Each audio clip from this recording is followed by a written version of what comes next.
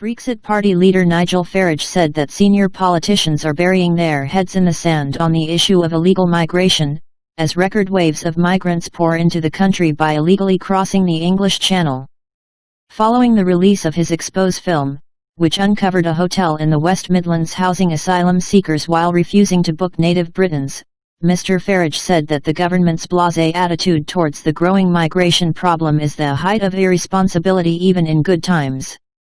With a global recession essentially upon us, British citizens will want to know what Boris Johnson and his cabinet colleagues have to say about this appalling state of affairs. I will do my best to force a proper public debate about it, the Brexiteer wrote in the Telegraph.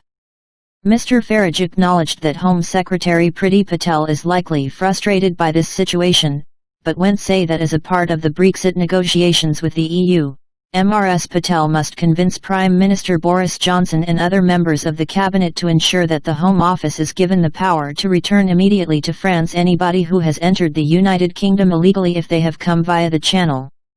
A Conservative government that was able to tackle this situation effectively would split the Labour Party in two and garner huge public support. And if any parliamentarian thinks that this problem has been exaggerated, I would urge them to join me on the streets of Middle England so that they can hear for themselves what the voters think, Mr. Farage offered.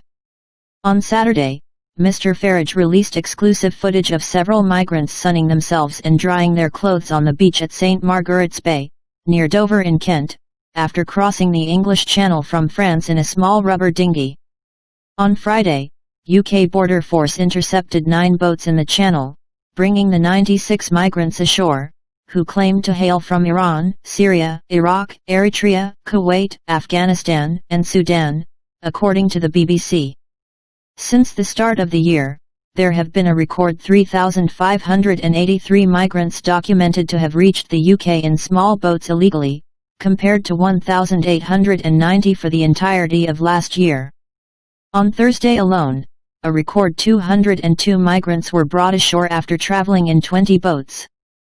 However, the number could be even higher because the Border Force records only include intercepted boats, the Daily Mail reported. Following his discoveries about the migrant housing, Mr. Farage warned, when, finally, a claim is rejected, the vast majority of illegal immigrants simply disappear into the hidden economy. For many, this will result in them entering a life of effective slavery, as has been exposed recently in Leicester and at several farms around the country. This is a situation which shames modern Britain. A particularly troubling aspect of this state of affairs is that the overwhelming number of people who arrive in Dover do not produce any identification documents. This not only makes it impossible to send them back to their home country, it also raises huge security concerns. In the last few weeks, fatal attacks have been carried out by asylum seekers in Glasgow and Reading.